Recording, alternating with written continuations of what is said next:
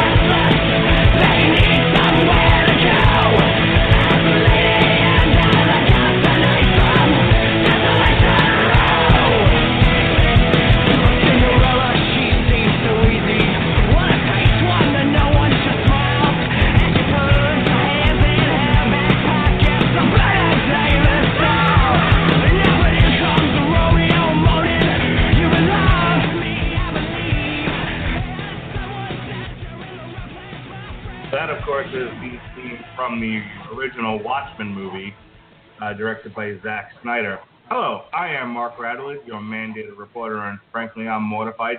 And this is Alan Moore Month. Now, what exactly is Alan Moore Month? Well, it's a month we celebrate Alan Moore. All right, plugs. No. What we're doing here is, let me go back. I was given a couple of months back a couple of Alan Moore books, and I couldn't just read them and be done with it. I had to do something with them. I'd never read them before. I'd never read The Watchmen. I never read The Extraordinary Gentleman or anything like that. Honestly, I wasn't that familiar with Alan Moore, other than I knew he wrote The Killing Joke, one of my favorite graphic novels of all time, now made into a shitty movie. And, so I look at this as an opportunity. When it comes to these podcasts, it's all about opportunities to get into some things that maybe I've never gotten into before and have some conversations I might not normally have had. So I thought, okay, well, why don't we take a look at the 4 Alan Moore graphic novels that were made into feature-length motion pictures, and we'll do something a little bit different. It says on Long Road to Ruin, which is taking a hiatus, we don't look at the source material. We say the source material doesn't matter. It's about making the film. So this is a little off the beaten path. What we're going to do is I have contacted the source material host, Starcher, comic book expert extraordinaire, to co-host with me and really lead some of these discussions where we, once again, take a look at the source material, the original Alan Moore graphic novel, discuss it, and then talk about the movie and do some comparing and contrasting and seeing, what worked, what didn't work, what was a slog to get through, what made you suicidal, what was actually enjoyable. So with that, from here on out, this is going to be Jesse's show, and I'm just going to be chiming in when called upon or when we start talking about the movie portion of my expertise. So with that said, this is Alan Moore Month. Tonight is The Watchmen, and leading our discussion is your host from Source Material, Jesse Starcher. Jesse Starcher, how do you do, sir? Hey, ladies and gentlemen. Boy, I'm going to keep a cheery face on because we're going to need it through this month. It's going to be a dark trail that we're about to go down. You're going to look on the left, and it's going to be nothing but, violence and satire, and then you're going to look on the right, and you're going to see nothing but depression and, just like Mark said, potential suicide, just all sorts of sad stuff. But there might be a rape thrown in. I have a feeling that's going to show up. That's going to be a common theme in some of these discussions that we have about these stories. But as Mark said, I'm Jesse Starcher, host of the Source Material podcast here on Monday nights on the Radulich and Broadcasting Network. And bringing on here, I want to go ahead and bring on our guest. He is the co-host usually with me on Source Material. He is also host of his own podcast, which is the Screaming Boy podcast. You can usually hear that here on the Radulich Broadcast Network. about every other Friday, every other Saturday, somewhere in there. You're going to catch him on the weekend. His name is Ronnie Adams. And, sir, do you have a smile on your face? I'm trying. Hey, the front of this book is nothing but a smiley face pin, isn't it? Is that, with blood on it. Literally that is the death of happiness. You ain't kidding. Now, maybe that's what we should call this month. September on the Radulich Broadcasting Network, the death of happiness. It would have fit very well, very well. And now I'm going to go ahead and bring on. We have a caller here, and now we got a couple other guests. Let's see if we got one of them lined up here. All right, who did we bring on here to the Alan Moore month special on Watchmen? From the depths of the Twit Cave, it is Cole Marentette. My man. What is going on, Cole? I'm glad you were able to Skype in. I know Skype's a fun thing to deal with Blog Talk. Oh, yeah, Skype is continuing to be a fun thing to deal with. It is not letting me deal with it at all. I'm currently calling just from my cell phone. Well then. I'm glad you can make the show, my man. Thank you very much. Cole Marentette's been on some previous source material episodes. We've covered a lot. I think the last one we had, if I remember correctly, was another joyful, fun story, such as Frank Miller. And I know for sure we had Frank Miller, and we discussed the RoboCop versus Terminator. But we also, I think, actually the last show that we actually were discussing was Watchmen related, where we talked about Rebirth, because it was right as Rebirth, like the next day after Rebirth released.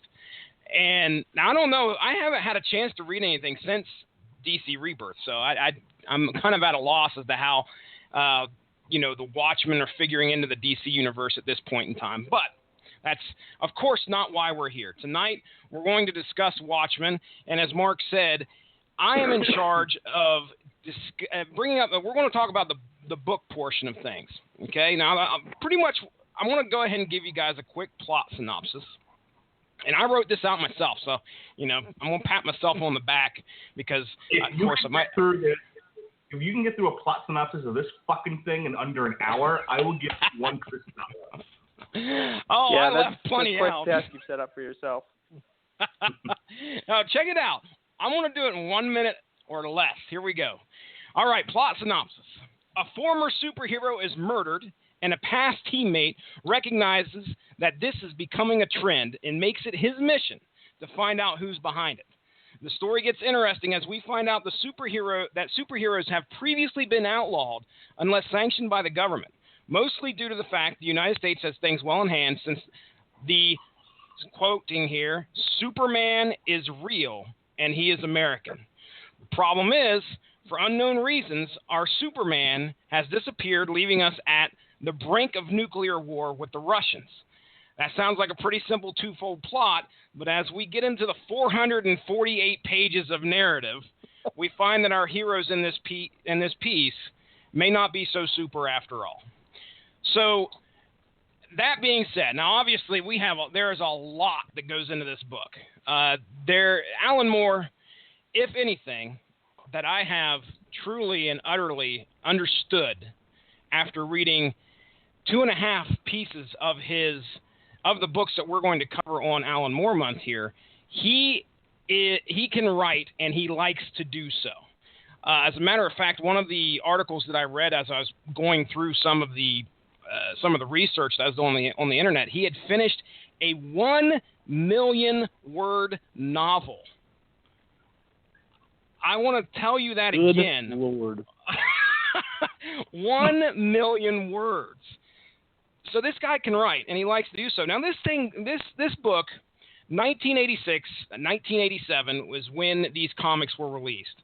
Alan Moore, clearly, we've already talked about, he's the writer of this. I want to give props to Dave Gibbons, who is I believe the artist here.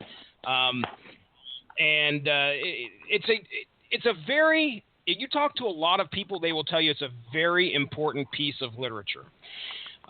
Mainly because in the 80s, we see it nowadays pretty commonly, but in the 80s, this was something that was brand new to the comic book medium, the deconstruction of the comic book superhero. And just to kind of give a little bit of a history here as to what he was wanting to do originally, Alan Moore had wanted to take some DC superheroes and pretty much give them this treatment through, what we see with Watchmen. But what had happened is I think DC got a hold of or acquired the Charlton superheroes. And so he was going to actually take some of those heroes that hadn't been used in a very long time and use them in Watchmen. What ended up happening, though, is that either DC or Alan Moore was like, well, wait a second, we better not do that because pretty much we know what's going to happen at the end of this. These heroes are going to be one and done. There's not going to be much left after what is used in this story.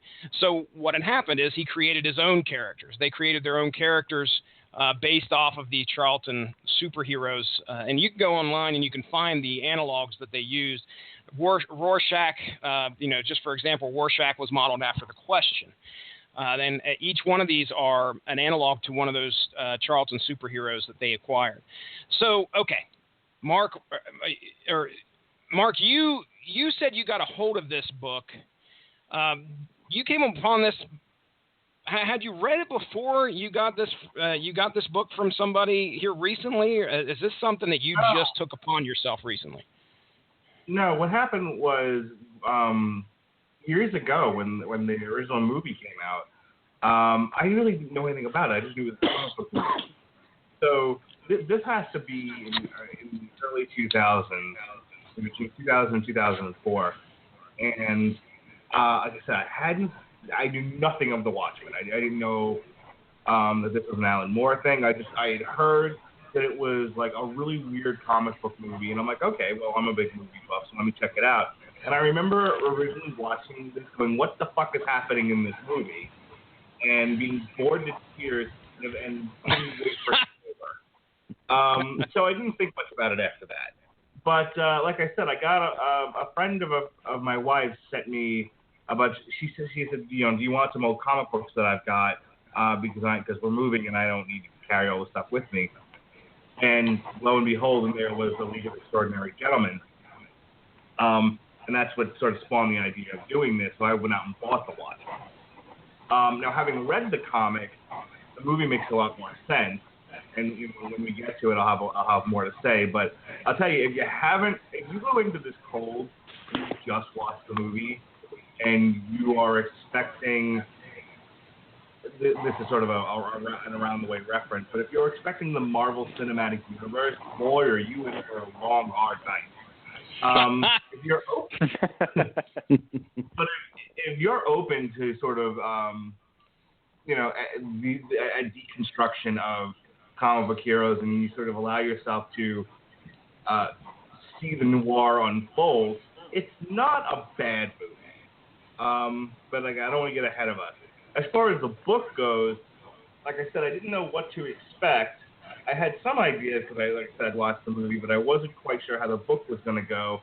And man, is this Pat Mullin, who was supposed to be joining us tonight, who may or may not join us, said, yeah, it's a slow start. No, the turtle and the tortoise and the hare had a slow start. This thing moves glacially until about 6 issues in, and really only starts to get good and interesting when Rorschach goes to prison. But, we'll talk about that. But getting up to that, it was like George Lucas in Star Wars without editing. It was like, I have all these ideas, and like no one there to stop him and going, no, you can't do it all at once, sir. You have to do things, kind of in a linear fashion, dole it out over time. No, I want to do 97 things all at once. Let's do a pirate story, comic books, let's do a flashback, all in the same fucking what? Well, okay. Let me move to Cole here. I want to go ahead and move to Cole. Cole, let our listeners know, when was it that you first read The Watchmen, and did it have an impact on you like it did many others? Well, the first time I read it, I got a copy of it from a roommate that I was rooming with in college in about 2003. Either 2003 or 2004. Read it cover to cover in one night. Wow, dude. Impressive. Just devoured it. It was like nothing I'd read before. And I was a fan of superhero comics, but I hadn't really read anything deconstructive or really anything deeper than good guy fights bad guy. Mm-hmm. Looking back on it now, I think I appreciate Watchmen more than I like it.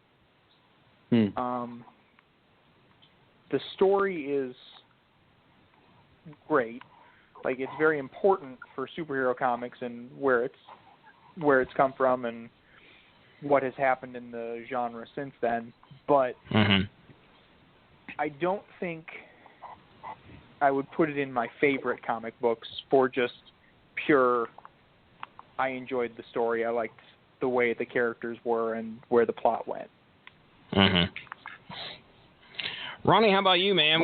First time reading Watchmen, what was it like? It was a few years back. I decided to erase the exact day from my memory because I want happy memories. But no, I can't remember exactly when I read it. But no one warned me.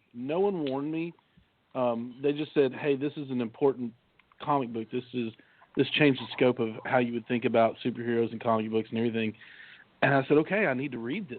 And it was one of those things where it was really slow, just like Mark said, and I didn't know where it was going, but it's really good. But man, it is so different and so dark, and I'm just like Cole. I appreciate it and I really like it, but it's not one of my favorites.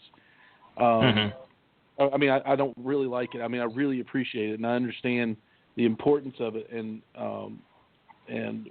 why everybody loves it. And it was a different experience in reading comic books. Speaking about why it was important, that was one of the things that kind of stuck in my mind. It's like, why is this such a big deal? Mark's sitting here and he's trying to turn page after page and trying to get through this thing. And I was finding myself, when I first read this, almost on the same level. And I think this makes the second or third time that I've read The Watchmen.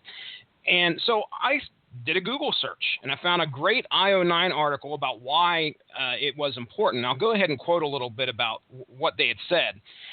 Watchmen is cited as one of the first works to demonstrate the maturity of comic books in terms of content and medium, and transcended both to be placed on the best novels lists from Time, Entertainment Weekly, and the Wall Street Journal. One of the videos I watched today said that this thing made the 100 top novels of all time. Now that is a big deal. That's a big deal. And that kind of made me realize that, okay, this thing was groundbreaking in the 80s. This was something that took what we knew. I mean, the superhero genre had been going on for, well, at least 50 years at that point in time. And this took that and spun it on its ear. To be alive in that time, which I was, I think, approximately 8 years old, so I wasn't going and getting Watchmen comics at that point in time. I was probably trying to get my latest issue of Spider-Man. But I can remember walking into one of the first comic book stores I can ever remember. And it was over here in Parkersburg. There's a place called Books and Things. It looked like somebody's basement with, like, just freaking long boxes everywhere and posters on the wall. And I can honestly remember that iconic smiley face badge being plastered up over on one section of that wall. And I didn't understand what it was about. Even if you would have gave me the comic book at that point in time, I still probably wouldn't have understood what it was about. But it had taken the world by storm because of what had transpired in these pages. So let me get back up here to my questions. Let's talk about visual style here. Now, we're talking book, versus the movie tonight, or, just a comparison of the two, one of the things that you will notice with Watchmen is that it looks different than your flashier comic books. The stuff that really pops out of the page. And Cole, I'll start with you here. One of the names that popped up in one of the documentaries I was watching was a guy, the colorist on this, a guy by the name of John Higgins. He used a template that they called moodier. It was different colors. It favored secondary colors. Do you think the way that these pages were laid out, and colored, and the way that it looked, did it fit the story well, or would it have been better with some kind of flashy inks, or what do you think of that? Well, I think that the art and the coloration are vital to what makes Watchmen great. The lack of primary colors, the lack of, your big flashy blues, reds, and yellows is the symbol of the lack of that sort of clear-cut good guy archetype in the story. It's very important in comic history that they use primarily villain colors for everybody. I mean, browns, grays, purples, because you're supposed to it trains your eye to see everyone in shades of gray rather than, oh, here's Superman in his blue, red, and yellow costume. Mm-hmm. And that's a good point. One of the things that I noticed was how, I don't want to say how dull the book looked, but panels didn't pop out to me like I was used to. I just remember going, man, this just looks so strange.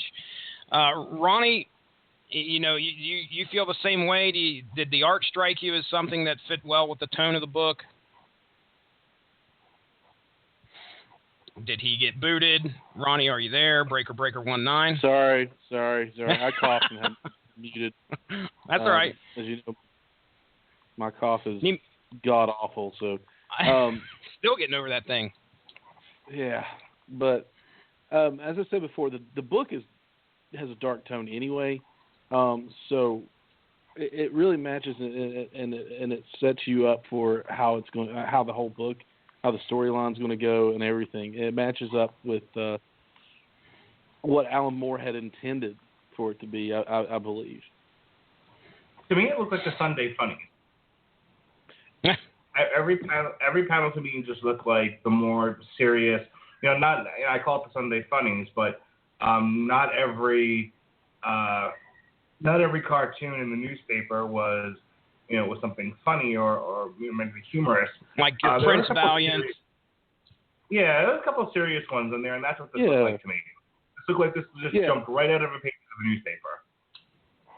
Well, the flashier tones, the brighter colors always match up, always catch the children's eye, or knowing that the hero's going to save the day and he's going to win. The darker tones, it's more dramatic and more adult oriented. So to me at least, it just comes across as that. Mark, let me ask you. You reading, looking at the book and seeing the visual style that was going on, do you think it would have worked if it was? I mean, do you think that it was? I guess you should say, was it advantageous to go this route compared to, your regular, totally awesome Hulk colorist? Well, I'll say this. I think Alan Moore wanted to say something about comic books, and if he had just used the traditional look of comic books, I think the message maybe might have been muddled. Okay. I think he was going the more artistic route, and so by using the color palette that he did and using that style, I think it adds to the overall presentation of, hey, this is a criticism of comic books, and so everything is going to be different. than what you're used to. You're not going to have bright, flashy colors. You're not going to have stylized art necessarily. Everything is going to look very realistic. Everything is going to look very dark. Because what we're after here is not to capture the attention of a 10-year-old, but to say something about the medium, which is what the adult is going to pick up on. Oh, sorry. It also makes everybody look the same. There's no real difference in the villains and the heroes. What you perceive as the villains. Everybody's the same. Everybody's got that dark undertone to them. Everybody's got that. It's almost like everybody's got their own secret. And everybody does. There's nobody with like a sharp chin like the Joker or a long nose Penguin, or anything like that. You're right. Everybody looks like people. Mm-hmm. One thing I didn't realize until I saw, I saw some YouTube video about it today or maybe it was yesterday. But there's only one superhero in this whole book, and the rest of them are all just well-trained humans. The only one superhero is Dr. Manhattan. That's it. The rest of them are just, there's nothing really special about them other than actually what makes them become and suit up pretty much and become a hero. I think slide down a little bit. I mean, he's the smartest man on earth. That's talent. Okay, we'll give him talent, but I mean that he didn't get that from a nuclear explosion. This isn't something that makes him. He isn't like the. You could tell me you're the smartest man on earth, Mark Radulich, and I'd probably believe you because I'm that gullible. But that doesn't make you a superhero. There's nothing like extremely, just like you said, it's talent. And he wasn't bitten by a radioactive encyclopedia. He's just smart. Right. True. It's true. So, okay. That being said, with Dr. Manhattan being the only superhero of this book, Mark, do you remember when we discussed it was Superman, I want to say Earth 1. That is not right, though. What was it me and you and Andrew Graham discussed there on source material? Superman... No, I believe it is Earth 1. Was it Earth 1? Okay. All right. Yes, it was. Superman Earth 1. So we discussed Superman Earth 1, and it was almost a similar tone where, Superman shows up, and now all of a sudden there's this, this being on Earth who can do just about anything that they want. Do you have any idea, or would you care to even, postulate as to why in the world Dr. Manhattan continued to listen to the United States government as long as he did throughout this book? One of the things, I guess I should probably go ahead and let our listeners know a little bit part of the plot. With Dr. Manhattan, he's just, he's the one super being who can basically deconstruct things down on a molecular level. He also, I think, transcends time. Why in the world would he consider himself, or why would he? I don't know. Bow down to the U.S. government at that point in time. Why didn't he just go off and be? Why didn't he just go off and be God somewhere? Is that kind of what? Is that what happened here? Is that? Well, I think every man needs a purpose, and he's not God. He's not an alien. He was a human being who. He's the only one that actually has a traditional comic book background in the sense that, he was the victim of an accident that gave him superpowers. And I think, he evolved over time. He has one of the most interesting arcs throughout the Watchmen, whereas, he submits himself to the will of the government because why not? He's a patriot. He's an American, so why not win the Vietnam War for us? Be a hero. But over time, he has the fallout of his relationship with Laurie Jupiter, and he's made to believe he gave all these people cancer, and he goes to Mars, and then he comes back and he realizes, spoiler, that the only way for humanity to truly be at peace is to wipe half of it out. And now I'm thinking of the movie, not necessarily the comic book here, but I like the way that it is in the movie. He just goes, okay, there's no more left for me to do here, and at this point, I'm not even a human being. I'm incapable of having a human relationship, so I'm going to go to another universe. Maybe I'll be a god there. I love that. It's one of the more interesting things about the story and about his character.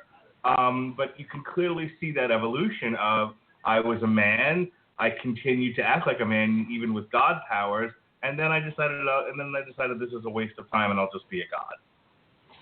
Yeah. It almost seemed like to me a sense of boredom as well. Like, what else was he going to do? Well, they're living in a world where it just seems like they weren't appreciated. I mean, they were forced out of being a hero, being heroes. He now works for the federal government, and then all these people, just like Mark had said, all these people were accusing him of causing people to have cancer because, he blew radiation or whatever. But these, I identify with something like that. He has nowhere else to go, nobody to actually rely on. I wouldn't blame the guy for giving up on the human race. Cole, do you have anything to add here? Well, yeah. One of the most interesting points about Dr. Manhattan is if you were to talk to him, if you were to ask him why he submitted to the U.S. government, his answer would be that he couldn't have done anything else because that's how it happened. That's true. The character of Dr. Manhattan, like you said, transcends time. And he says at one point, there is no past, there is no future. I wish I could remember the exact quote, but basically that everything happens all at once, and that humans just view time as a jewel, one facet at a time, which is incorrect. Mm-hmm. And so he couldn't have not done what the government wanted him to do because that's what he did right then. So there's no... Yeah, I mean, that's a good point. When I was reading the book, I can remember when they did the time hopping stuff with him, because he's all of a sudden he's back in 1943 and he's back on Mars and he's here and then he's there. And honestly, it was pretty darn headache-inducing for me to sit there and try, and it should very well be, to try and sit there and think of somebody who can see outside of time and space and be everywhere at once. Quite literally, when he's in bed with his wife there at one point, what's her name? Help me out. Somebody help me out. What is her name? Spectre. Silk Spectre. Yeah. So let's go ahead. What I'll do real quick, we got about another 5-10 minutes here before I turn it over to Mark. We'll discuss some movie talk. Let's talk favorite characters. Now, we've already talked a lot about Dr. Manhattan. Ronnie, do you have a favorite character out of this story? Because there's a few to pick from. I'm going to go with Rorschach. I mean, I know he's probably everybody's favorite, and I might have stolen somebody, but I don't know. It's just that out of all the people, he was the looniest, but he was also the one that was in touch with reality the entire time. He was flat out insane. Let's just say it. But he was the one that was trying to actually solve a crime. But to me, his character was the most interesting, just because of his background, because of who he was, because he didn't want to give up. Being the superhero, being the crime fighter when everybody else had. Mm-hmm. He didn't want to let go. How about you, Cole? You got a favorite character? Yes, I do. Ozymandias. Okay. I would say the real hero of the piece, because in the end, he saves the day. It's not a very pretty way to save the day, but in the end, he saves the day. he averts nuclear holocaust. Now I can see that being an unpopular opinion amongst a lot of people, because he does definitely, and that's, I guess, the point of this book is to make you, just like you said, shades of gray. There isn't a clear black and white here when it comes to a lot of these characters. It's motivations. It's what's went into that person, what their experiences were, what their home life was like up to that point, and what occurred. So I respect that opinion. I think that there's an argument that can be made for that, for sure. How about you, Mark? Favorite character? My favorite character is Rorschach, but he's like the Deadpool of this thing. So let me let's favorite talk character. About, let's talk about the comedian. The comedian reminds me of a period in film and literature, post-Vietnam, pre the Superman of the 80s, that the cynical, dejected soldier. The guy that comes home from Vietnam and just hates everybody. He has this line throughout the entire series of, and that something along the lines of like that's the punchline, or that's the joke. He's sort of the cynical voice of this story, and he's, to me, other than maybe Laurie, who's sort of a dipshit, he's also the most realistic. Here's a guy who went to go fight the good fight in World War II, and the more war you see, the more of man's inhumanity to man that you see, the more of your soul becomes blackened, and you start to lose any sense of respect for humanity, and that's his arc. You see him shooting into a crowd, beating up and then shooting into a crowd of people.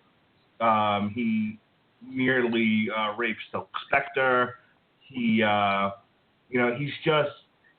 shoots his impregnated, call her girlfriend, for lack of a better word.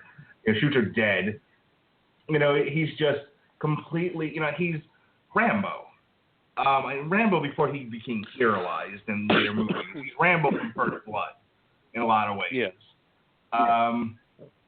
But with that more cynical, more eloquent edge to him, he isn't mumbling his dialogue. If you know what I mean. That's what I like about him. I think if you ask a man to go to war for you, and then you continually ask him to go back, and you give him nothing else to do, this is what he may turn into. This is what many people have turned into. And I think Alan Moore, is talking about, the idea of continually sending people to, into these fights. How might that, look at Batman from Batman v Superman. Everyone calm the fuck down. Just wait a minute now. Hold on. What was Zack Snyder saying about that Batman? This was a Batman who was old and grizzled, and had sort of lost sight of the mission, and it just started hurting people, branding them and whatnot. That sort of thing, it just comes up again and again. I also think that's why this isn't as effective now in 2016, because we've already seen the superhero genre deconstructed just this very year.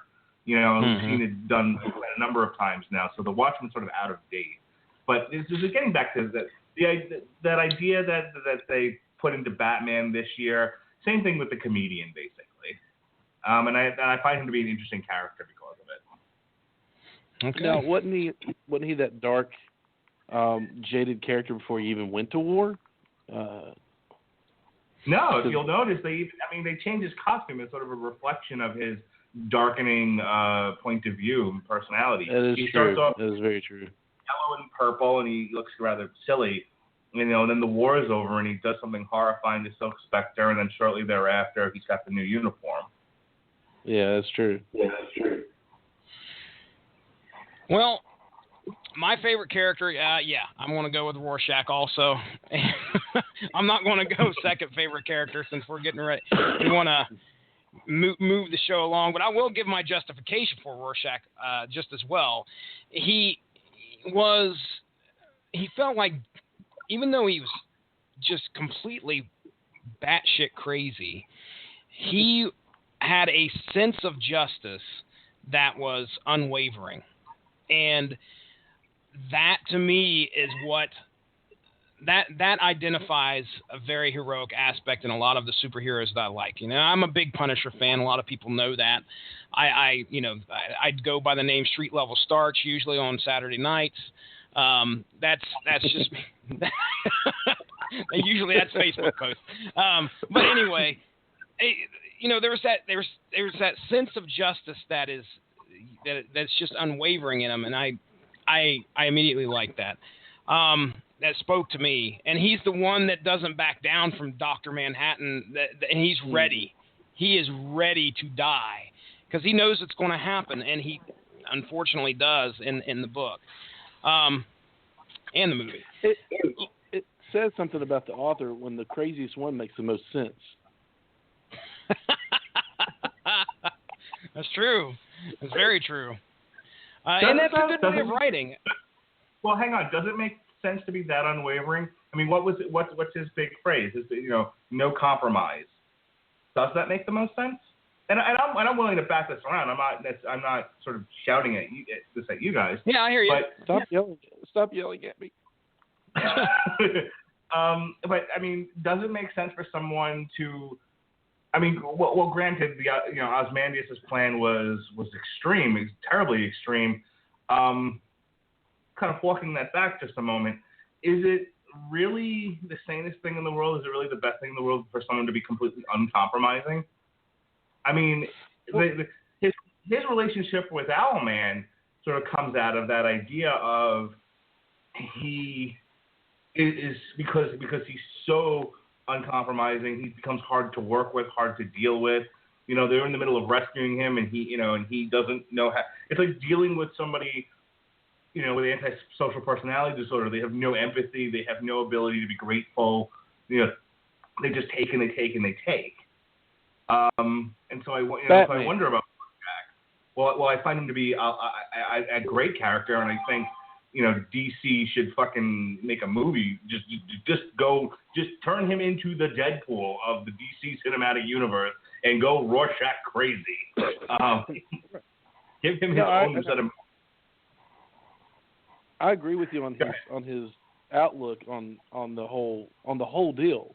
I mean, but it makes the most sense because to me he makes the most sense because of his unwavering sense of justice, because of no compromise, because that is who he is. That he takes that hero, that label, to that nth degree. And I guess because I like him into Batman, and all these great detectives and those comic book heroes that wouldn't have sacrificed half of mankind just so everybody would be at peace.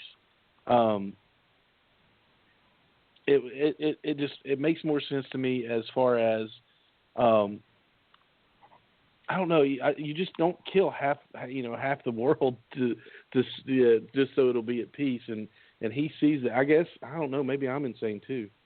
But see, the way Rorschach was going, it wouldn't have killed half the world. It would have killed the entire world. The way Rorschach was going, no compromise, no surrender, no backing down. They're already on the edge of nuclear war. The only place they had to go was over the edge. So, you see, that sort of uncompromising, unwavering sense of justice was what killed the world. And to take it another step further, for another reading of his final conversation with Dr. Manhattan, I think he was begging to be killed because he knew that if he went back, if he followed his morals, he would have to expose Ozymandias. which would doom the world all over again. And so he Can stood I there. add that? Sorry. No, go ahead. Well, I want to add to that and say that I think I agree with you 100%, but I also think, these are very layered characters, and there's a lot of psychology here, and that's my profession. So to me, when he's sitting there, and I'm thinking of the movie in this particular case, but I think it was a fair representation of what was in the book. And he's sitting there almost pleading to Dr. Manhattan to just get it over with, to do this. I think, and this is, pardon me for sounding a little, a little gay, but I think his heart hurt. I think after years of abuse and, and antisocial behavior and realizing that he was a square peg in the round hole of this world, I think his heart ached, and I don't think he wanted to be on this world with us anymore. I think this was sort of a convenient excuse to say, you know what, take me out. I'm never going to be happy. Mm-hmm. Yeah, I would agree with that. Well, I want to go ahead and point out. Hello. I was just going to say, I guess I am insane. Well, no, I think Cole definitely has a great point there, in where the unwavering, not compromising, would potentially end up destroying the world. I think that is that's one way that I didn't look at it, and he was just he didn't want to have to do that, but the only way that he could come to grips with it would be to die, and that's again, this book delves into the psychosis of a lot of these, or the psyche of a lot of these heroes. And that's one of the things that I enjoy about the book, because each character, they put on a costume, and not only are they hiding their faces, but there's a lot of people that are hiding what's inside of them and what they're bringing to the table, all that past, and it's everybody, things, and man, what am I trying to say here? Things happen in your life, and to put on a costume, this has been said many a time, you've got to be messed up in the head in order to don the Batman costume. You've got to be considered criminally insane if you're going to go out and fight crime. What is wrong with you? And I think that's one of the good things that this book brings to light. So now, before we get one more thing, I just want to talk about a quick theme here that I've noticed in a lot of these books that we're going to discuss, specifically this one. There is a lot of side, the Tales of the Black Freighter. Mark, I had a feeling that was coming. Tales of the Black Freighter, and you got this guy sitting beside a news vendor. Now, at first I didn't realize this. I was like, what is this all about? This kid sitting there reading a comic book and blah, blah, blah. I started to notice a theme throughout these Alan Moore books, and that is the theme of media influencing the public. And you'll notice that the public is almost brought to a frenzy, and by all these, by the newspapers, by all these the telecasts that are going throughout, the TV stations and everything that are airing all this crazy stuff about the doomsday clock getting now we're 4 minutes to doomsday. And this media frenzy that happens when war occurs. You'll see that the media and the public show up in a few of these books that we're going to be discussing. And one of the characters that I noticed was most influenced by the media was actually Ozymandias, because there's one of the few times that you see him sitting in his lair. How many TVs does the dude have up in front of him? Now, granted, that's not directly influencing him. What he is doing is trying to read and perceive throughout everything that's being aired what exactly is going to be occurring next, I believe is what he's trying to do. However, that doesn't go – what's being shown to you on TV is what they want to show you, okay?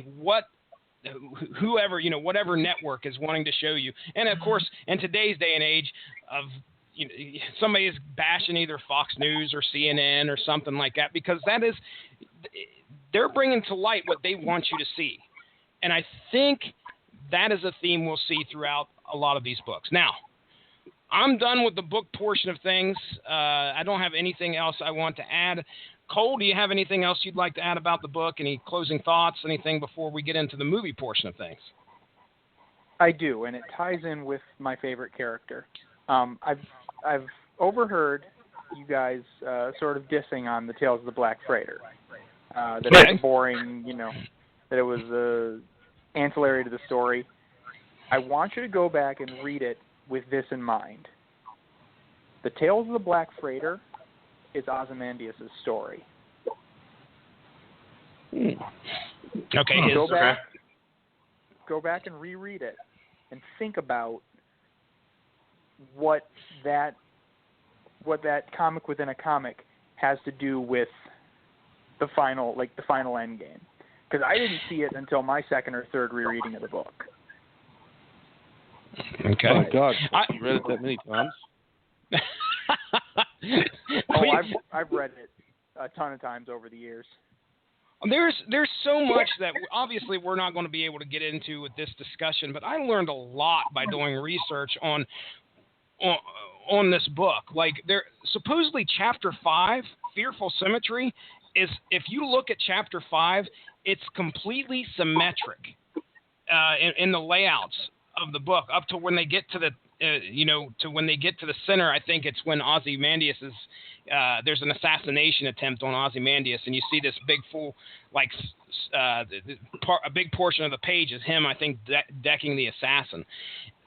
This is something that an artist would look at and appreciate a dozen times over, because going into, first you've got to tell the story, then you've got to lay it out, and you've got to try and make this particular chapter perfect symmetry. It's just insane. But yeah, the Black Freighter, I'd heard what you're talking about, because it mirrors what is going on with Ozymandias and the decision that he has to come to, or the decision that he does come to. Ronnie Adams. One thing. Oh yeah, go ahead, Mark. Sorry, I want to add one thing to this, and kind of want to direct it at Cole, since he's a big fan of it. I feel like comic books, I think in a lot of ways, especially in light of the movies that have come out recently, we've sort of lost the point with comic books, and that is that this is escapism. It's modern fantasy. It's mythology.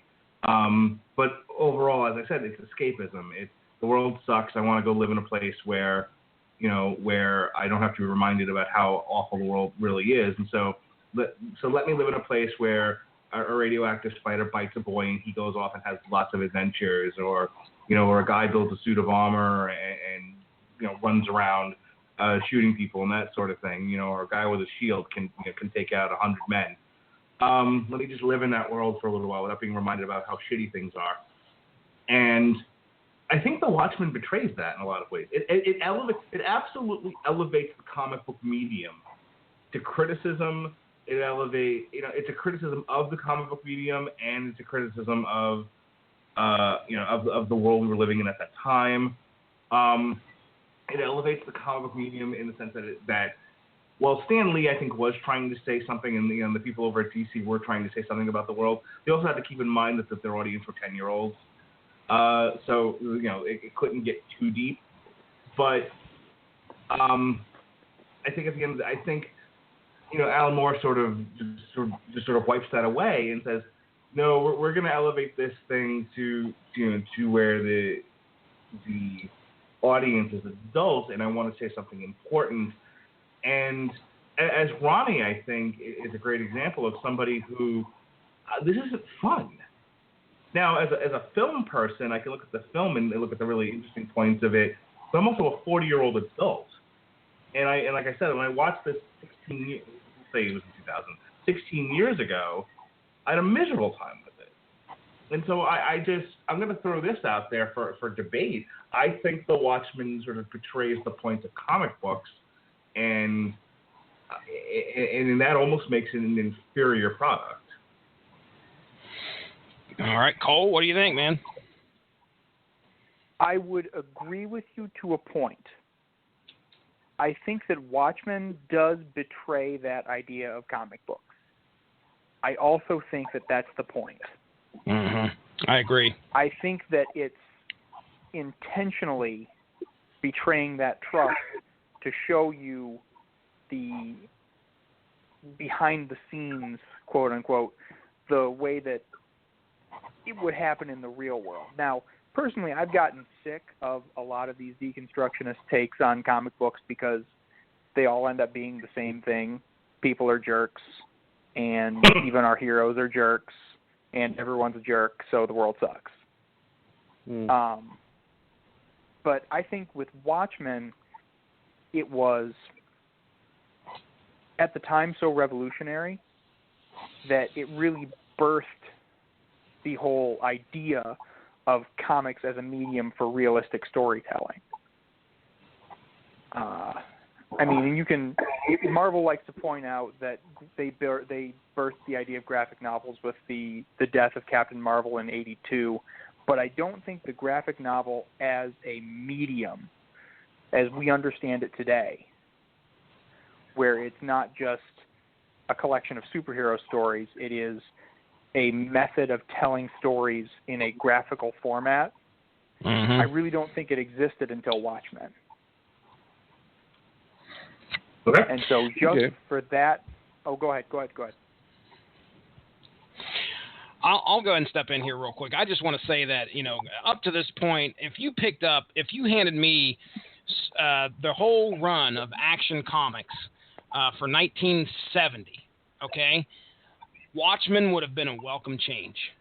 It would have been I probably would have touted this thing to the ends of the earth. But I wasn't reading comics at that point in time in my life. So I understand why something like this would be necessary. And Alan Moore would look and say, I want to do something totally different. And this is the genesis for what we see a lot of today. Just like Cole said, it's sickening because we get it a lot. And even Alan Moore will say he didn't want it to become he didn't want it to affect the genre this much. He wanted Watchmen to be a one. What's that? He didn't want it to become the rule instead of the exception. Exactly. He wanted it to be this one and done thing, and just let it be. But we've got to ruin everything, okay? If we like something, we want more. I get shit from my partner in crime, Robert Winfrey, for being a huge Star Wars fan. Hi, Robert. I get shit for being a Star Wars fan because it hasn't been ruined yet. Now, hang on, before everyone says, but the fucking prequels. What I mean by that is, no one, if anything, Lucas went in the opposite direction. He took it even less seriously. Star Wars is still this sort of pure fantasy. I mean, granted, some of the movies are shit, and I'll be the first one to admit that. But that's a movie discussion. My point is, the fantasy world itself hasn't been brought down to this level of deconstruction where everything is serious and the world itself is shades of gray and grim and depressing. Star Wars is wonderful. Star Wars is a day at the fair. It's just a carnival of lights and excitement and childish wonder. And if that makes you vomit, I get why you're not a Star Wars fan. But for the rest of us, at least we still have that. Because I feel like this conversation has sort of taken this turn into what has become of comic books. When did they stop being fun? Fuck you, Alan Moore. All right, I'm done. Okay. Well, see, that's the thing. Alan Moore would be the first person to agree with you. He's gone on record saying that he hates what Watchmen has done to comic books. If he could take it back, he would. Well, I mean, look at the influence. I mean, one of the biggest influences one of the biggest comic books that I see influence of Watchmen, in is The Boys. Has anybody read The Boys? Oh, The Boys. Okay, I can't tell if that I have read some of The Boys. The Boys is an absolute. I got into it and I liked it to a certain point. After that point, it was more of a masochistic thing for me to read it, I guess. But it takes the whole superhero, just like this.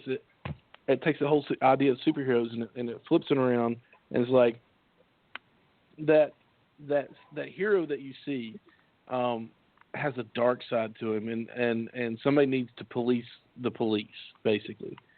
So that's where the boys come in, who are dark and gritty and mean and awful themselves. It's all about lies and building, these partnerships on lies, and you look at that. When I was reading it, I was like, whatever just happened to Spider-Man, swinging in and punching out the Vulture and being done with it? And you don't think of Superman and Wonder Woman and all these different, Captain America having a dark side to them and having these deep secrets and hiding things from the public and having to have somebody clean up after them, basically, which is kind of what Rorschach was doing. He's kind of cleaning up after the whole mess that Watchmen had left behind. Rorschach is such a parody; it's hilarious. Yeah, but so it was a different take, and it's had its influence on a lot of different things, and it switched everything around. I think that's why it's important, because it through that influence, it has spawned some of the best storylines that we've read. But also, it sucked the fun out of it somewhat too. Not everything has to be dark and gritty and crazy and have a moral dilemma to it. I mean, it can be good versus evil, black and white. Superman, defeats Lex Luthor and you're done. Yeah, eventually you have to challenge the alien to a dance contest. Isn't that fun? Do what? I said sometimes you just have to challenge a blue alien to a dance contest. Yeah, exactly. Oh man! All right.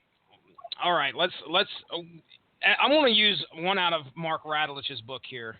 In the interest of time, we're going to go ahead and we're going to get copyright Mark Radulich. We're going to get it on over to Mark Radulich. We're going to discuss a little bit about the visual aspects and the tremendous storytelling of the movie. So, Mark Radulich, The Watchmen. All right. Well, the plot is basically the same. There are less flashbacks. A lot of the flashback stuff is told in the opening credits. So I'm not going to go through the whole thing again. The major change is that instead of some sort of an alien, which I did not understand in the book, some sort of alien being brought to Earth and then blowing up and killing people, instead was changed in the movie to something that made slightly more sense, which was it was made to look like Dr. Manhattan was setting off these nuclear reactors around the world, and when they went up, they took out the cities around them. And that's his master plan at the end. So that's one of the huge differences between the book and the movie. And also, there's no fucking Tales of the Black Freighter, thank God. On your version, at least. I was watching a 3-hour and 40-minute version yesterday that my buddy had. Oh, you poor man. God. Well, like I was telling Mark, the kids pretty much made sure that I didn't get through the first half hour, because they came in and I was like, I cannot watch this one. And there's no way I was going to start it up at 11 o'clock last night. But it had Tales of the Black Freighter animated mixed in. So I assume it's some kind of a special edition, right, guys? Okay. Well, yeah. I watched the 3-hour version. That didn't have the Tales of the Black Freighter in it. Okay. All right. Okay. So that's out. A lot of the stuff with the kid and the newspaper guy is out. And a lot of the stuff in the fight now in the movie, they left in the one scene where the kid runs the crank file, which is Rorschach's journal, and that whole line of "the world's at peace, we have nothing to write about." takes some initiative, runs something, and he runs Rorschach's journal. That's in there. That's the only thing that carries over from the book to the movie. And there's some moderate costume changes. Ozymandias doesn't look nearly as ridiculous. Oh, but Rorschach looks fucking awesome. Yeah, Rorschach they nailed dead on. The comedian looks about the same. You don't see much of Laurie in her ridiculous outfit. So it's almost a non-issue. They did a really good job with the Owlman stuff, as far as the costume and the Archie, the ship. Real quick, this is as good as any entry point. We're talking about the concept of parody in the Watchmen, and when you look at some of the more odder superhero costumes. Batman, the whole point behind that is he's supposed to be hiding. He's a ninja. He's supposed to be hiding in the shadows, and he uses the bat as a way. What's the famous line? Criminals are a cowardly lot. And so, when he first takes to the street, and he's just kind of in a coat and he's got a hat on, and he's not having much of an effect. When he put the bat costume on, he started scaring the shit out of people. He had an effect, which makes sense if you're in the dark. Okay. And I love the scene in The Watchmen where Rorschach, they've just busted Rorschach out of prison, and they decide they're gonna try to finish solving the case of the mass killer, and they're gonna start squeezing people in the underground for information. So they walk into this bar, and how asinine, gentlemen, let's start here. How asinine does Owlman look? Walking into a bar, dressed like a fag retard, okay? just looks stupid as all hell. He's not hiding in the shadows or anything. I mean, Rorschach looked more intimidating, but there this asshole is in spandex and some sort of chain armor and an Owlman. Calm down. And then he's playing traffic cop, which is my other favorite part of this whole thing. And I'm being dead serious when I say that. He's just like, everyone calm the fuck down. And who is going to yell out at that point, hey, you in the asshole owl costume, shut up. No one cares. At least, Rorschach is a bit more subtle. He's got a little mask on, but the rest of it, he's fucking Dick Tracy.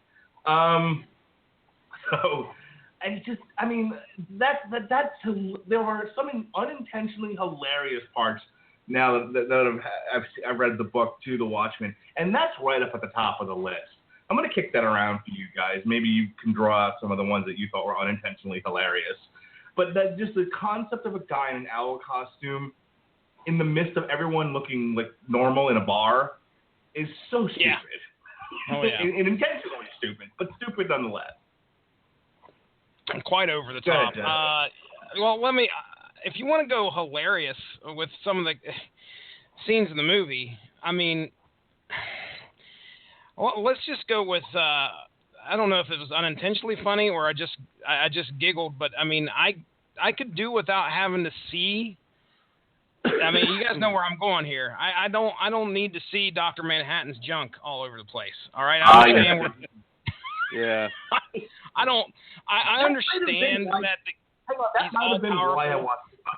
Everyone was going on and on and on about the big blue penis on screen, and I'm like, what are they talking about? And I had to go see it. I second that. I don't really need to see Billy Crudup's. I mean, look, I understand he's all powerful. I understand he's all powerful, but he doesn't have to. He doesn't have. If he doesn't have to wear clothes, I guess that's the point they're trying to get across. Pants on. You can deconstruct worlds. Make yourself some pants. Cole, you got anything? He's more covered in the comic book.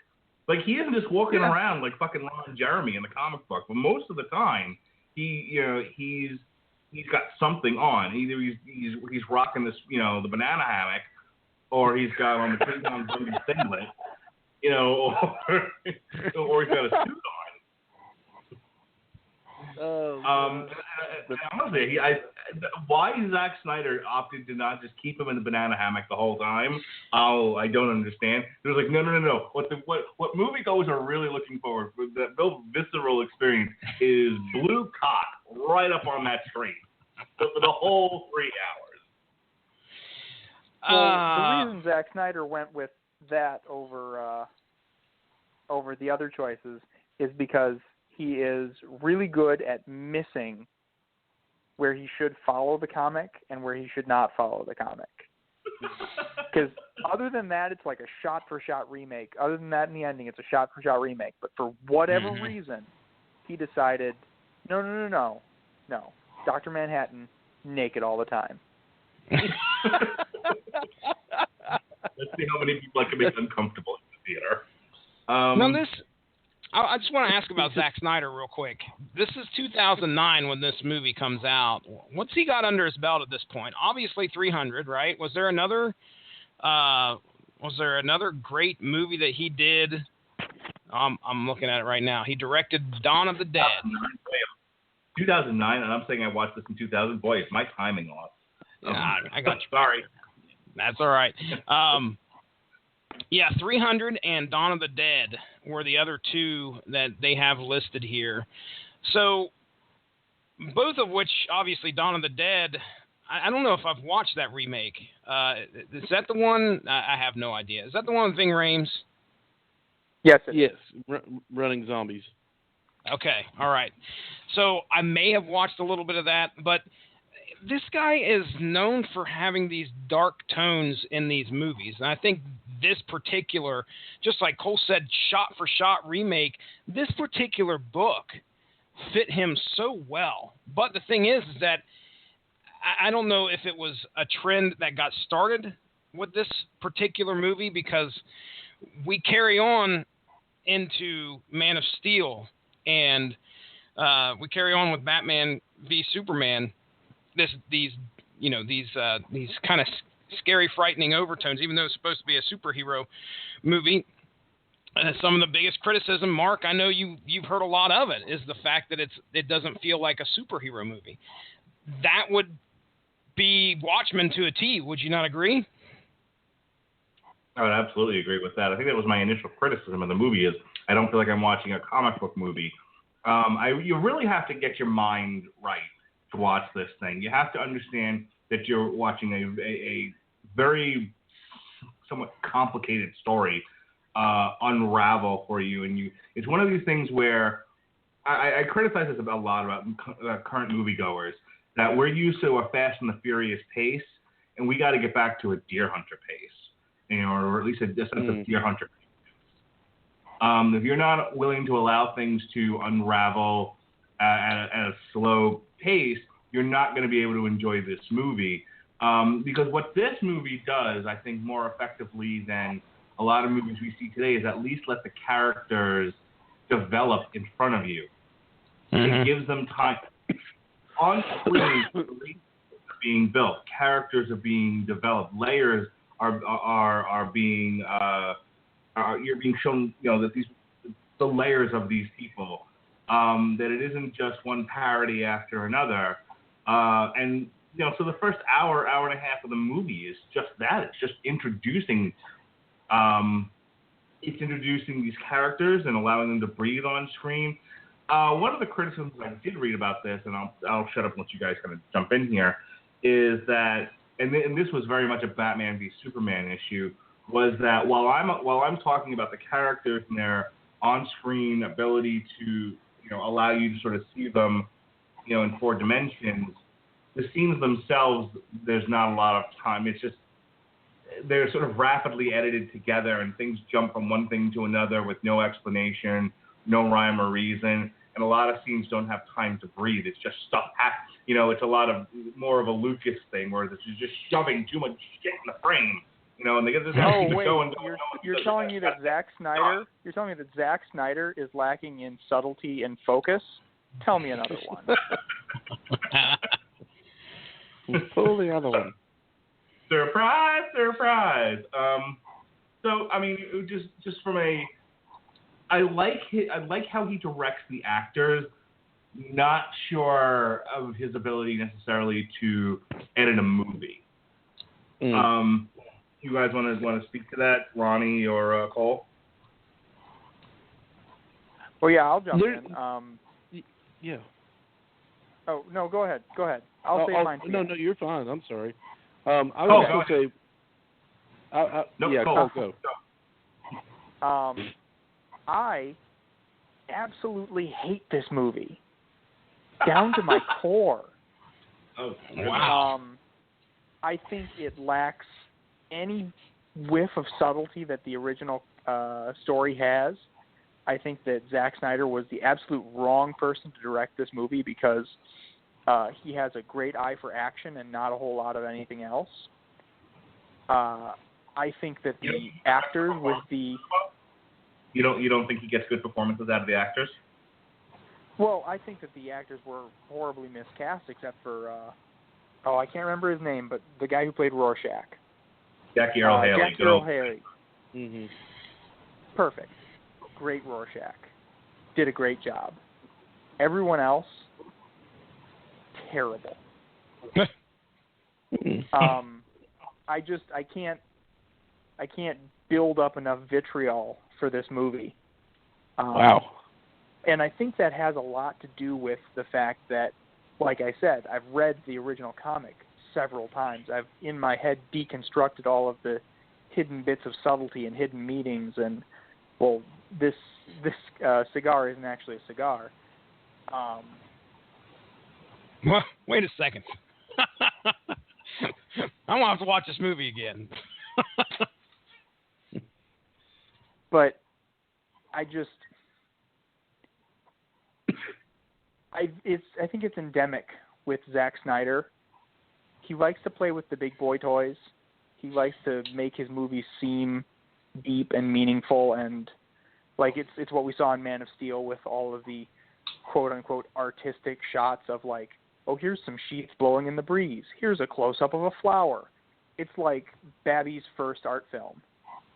And I think that he does that a lot in Watchmen.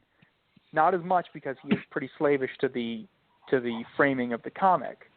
Mm-hmm. But any little flourishes that he puts in there are misplaced.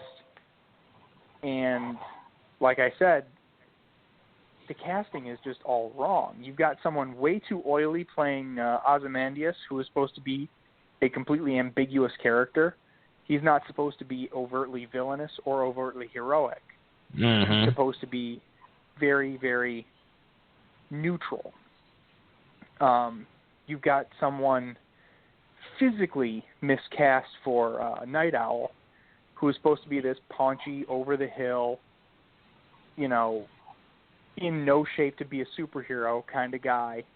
And you've got, again, I can't remember the actor, but you've got this guy coming in looking like he's in a superhero movie with his Batman Forever battle suit. Patrick Wilson. Bat nipples included. I was about to say, did it have the nipple? No, Ozymandias. It didn't have the. It didn't have the. Ozymandias had the nipples. I'm sorry. Oh Lord, I forgot about that. See, it's in the nipples where all the evil resides.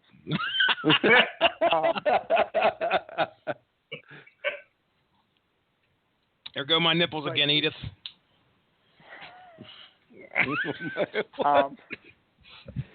And the podcast degenerates.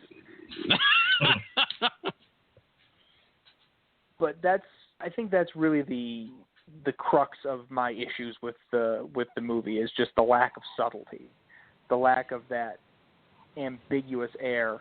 I walked out of the movie, and I think a lot of people walked out of the movie saying, oh, Rorschach was the hero and Ozymandias was the villain. And it just so happens that in this one, the villain won. I'll give you this.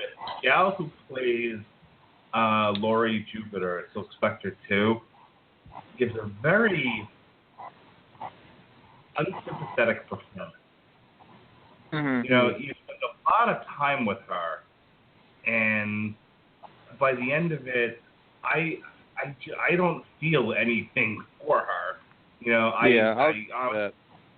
She's just part of the entire cast. Not that the gal herself did I'm trying to figure out who this broad is. Not that the gal herself put on a bad performance. I mean, Malin Ackerman, there she is. Her performance is good enough, but by the same token, the way that she plays the character,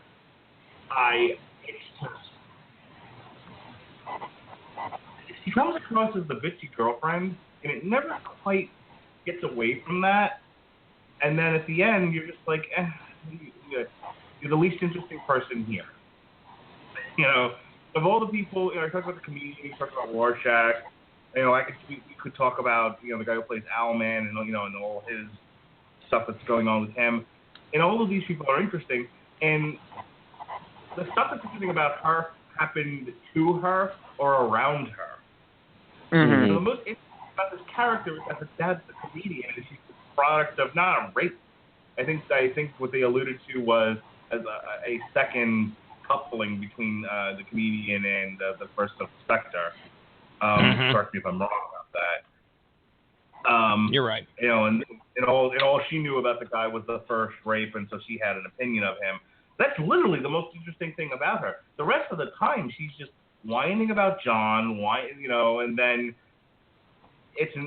I'm more interested in Owlman's relationship with her than I am in their relationship together. And then at the end of it, she's just in this long philosophical conversation with John again, where I think the best thing she does is act like she can't breathe on Mars. And then at the end of it, she's just like there, her big right. action shot is she Osmandius who catches the ball. Whoop-de-doo. Yeah, I don't know. What did you guys think of her? I mean, you clearly, you've already said you weren't crazy about the cast, but did she strike you in any way as being particularly awful, or maybe even the best out of the bunch besides Rorschach? What were your thoughts, Cole? Well, as we've already pointed out, I do feel some sort of way about this movie. But I think that I would agree with you wholeheartedly on the portrayal of Silk Spectre. I think that the character is never elevated beyond being a plot point. She is she starts off as Dr. Manhattan's girlfriend, and then she becomes Night Owl's girlfriend and partner in crime, and then that's it. Like there's no point where she comes into her own. There's no point where because in the comic, by the end, you can see her sort of slowly morphing into her father. She talks about getting a new costume with more leather in it. She talks about wanting to hide her face. You can see that sort of hardening happening to her, and that is completely absent in the movie. In the movie, she's just the girl. She reconciles with her mother, and that's it. She's like, exactly. I forgive you, Mom. I get it. Fucking okay. I know, Ronnie, you've been chomping at the bit, wanting to say this and that. So why don't you jump in here? Oh, no. Basically, I was going to say I completely agree with you all with the casting of Silk Spectre. I thought Jackie Earle Haley was amazing as Rorschach. I thought he did a phenomenal job. But I also thought Jeffrey Dean Morgan did good as the comedian. Yeah. He wasn't in it much, but I would agree with that.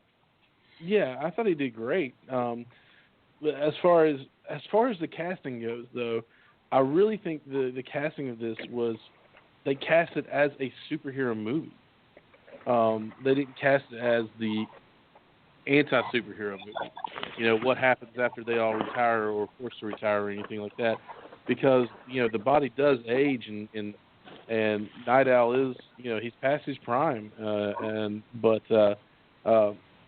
as far as the acting goes, I thought everybody but Silk Spectre did fine, with the two standouts being Jeffrey Dean Morgan and Jackie Earle Haley. I think it was because they both have 3 names apiece. But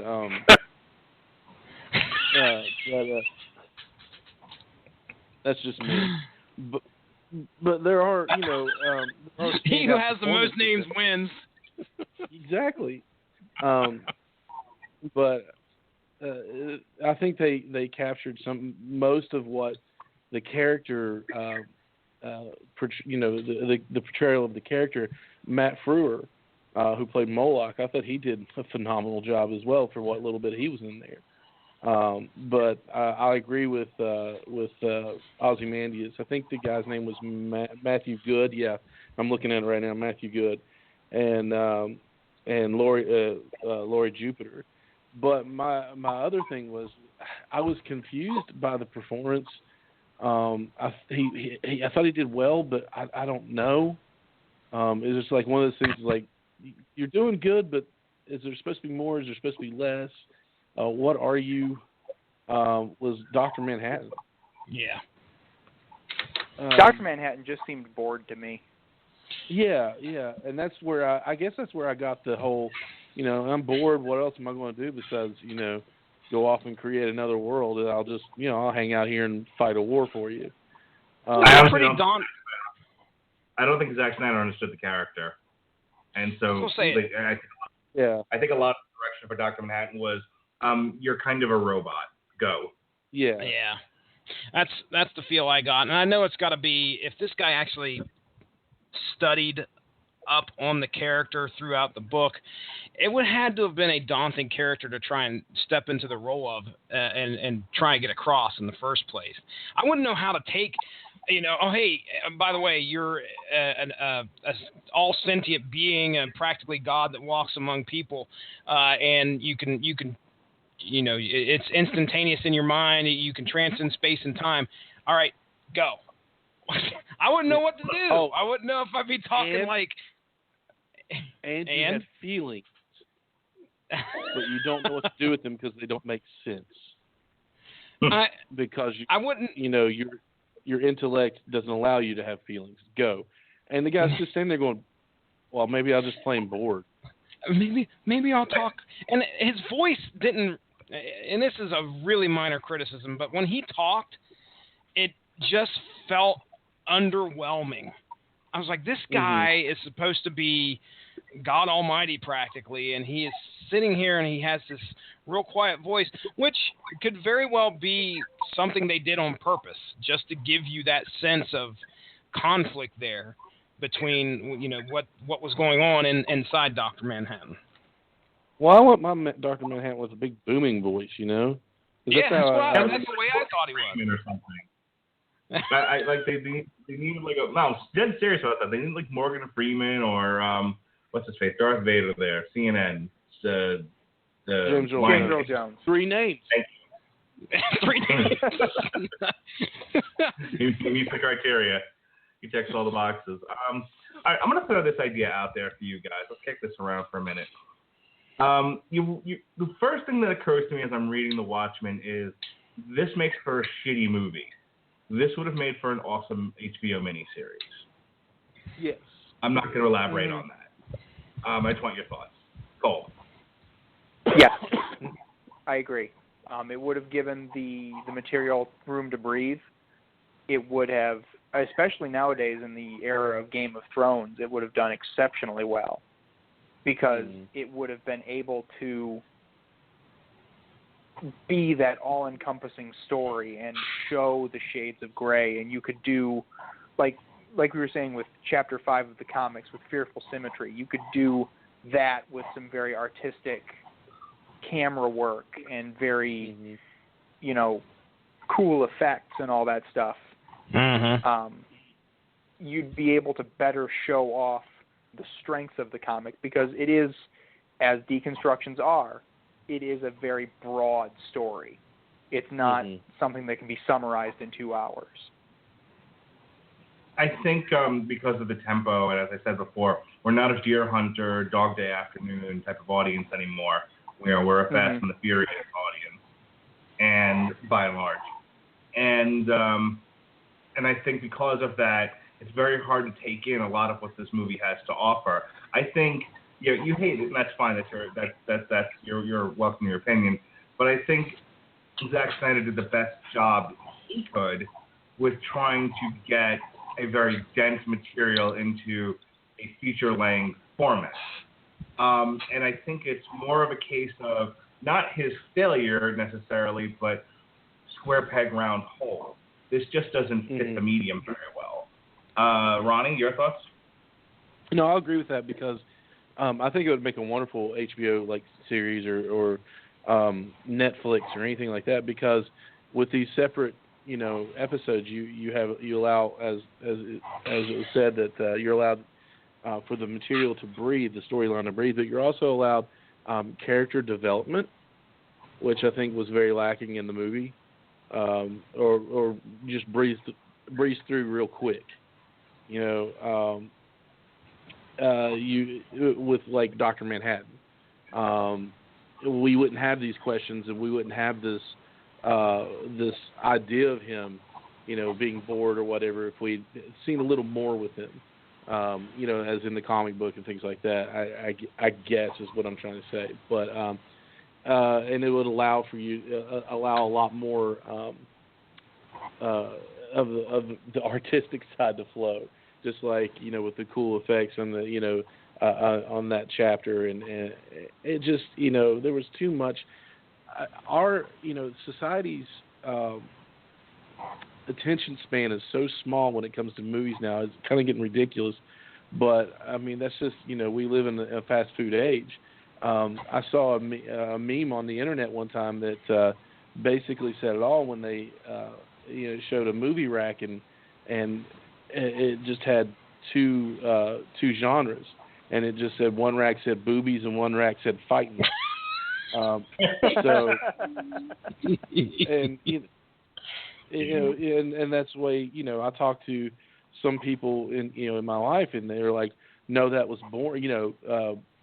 Taxi Driver or Deer Hunter or things like that. No, it was boring. Why? Because there wasn't enough action in it. Well, what did you think of the story? Well, I was bored. Why were you bored? It was a great story. How hard it is for a modern kid to get through A New Hope right now? The way that, because that's got such an odd first 20 to 30 minutes. I mean, you spend 90% of it with the two droids, and so you get a kid to watch that now. And after that first few minutes of them shooting at each other, and the rest of it's just two robots walking in a desert. I remember the first time I played. We had just gotten back from, it was Star Wars days at Hollywood Studios, and my daughter was like really hyped up on Star Wars. She's just been surrounded by it. She went on the ride for the first time, the whole 9 yards. She had a purple lightsaber. She was ready for this, and I showed her A New Hope, and she was like, "What the fuck am I watching?" And I'm like, "All right, I get it, Lily." But just that point, it's hard to get somebody to get through some of the slower points of old movie making. Yeah. Well, I think we need to get back to that, though, and this would have been the perfect piece for that. But we have to have all our stuff done in the span of an hour and a half to 2 hours and 2.5 hours. People make fun of directors like Mel Gibson and people like that because they make 2.5 hour, 3 hour movies. Like Braveheart and The Patriot, and I'm just talking Mel Gibson movies right now, but I don't know why, but there's some, Lord of the Rings, for instance. There's some great storytelling. Lord of the Rings were too long. No, I mean they could have been longer. I mean, if you read most people don't read anymore. But if you read the books, you're going to find that they could have been 6 hours, a piece, and that would have been fine with me because you would have had, intricate parts of the story that they left out, or interesting characters. Tom Bombadil, for instance, I love that character, but he was left out.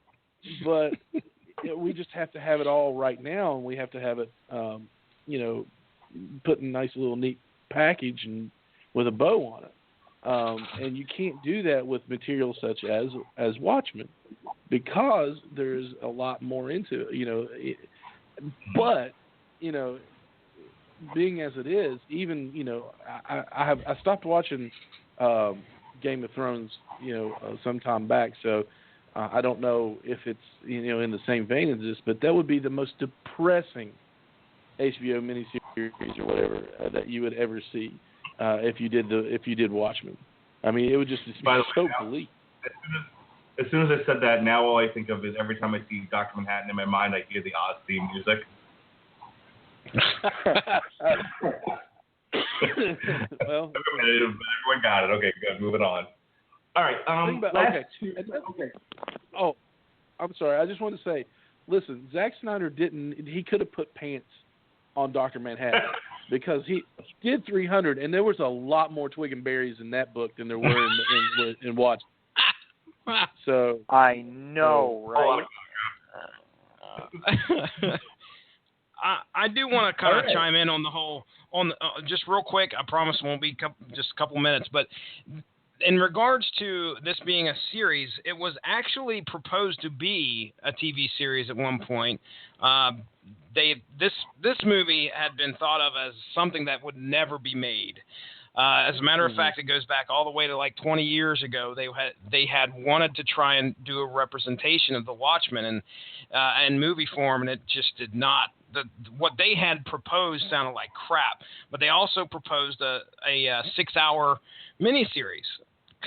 Apparently it could not be done, or it just didn't make it all the way through. I would love to see a Watchmen with like the treatment of Lost, where you get and this is perfect for it, where you get the backstory of the character, you get the flashback, and then we get the current events that are happening right there.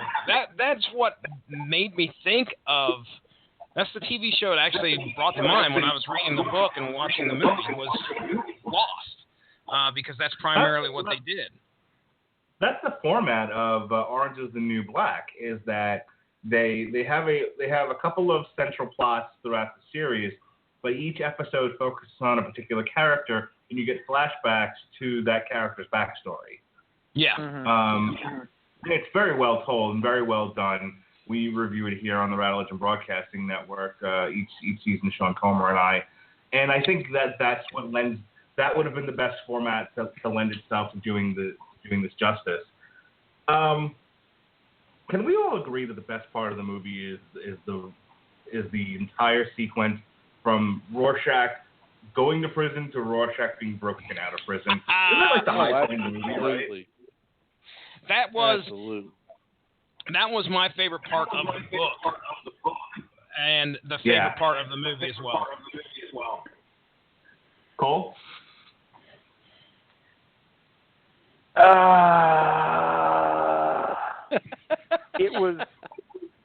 It didn't make me want to kill myself.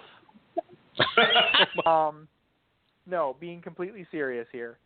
I do think that segment did do well because it plays to Snyder's strengths. Yeah. It was primarily action. It was one character beating away a faceless horde, and it had an explosive ending.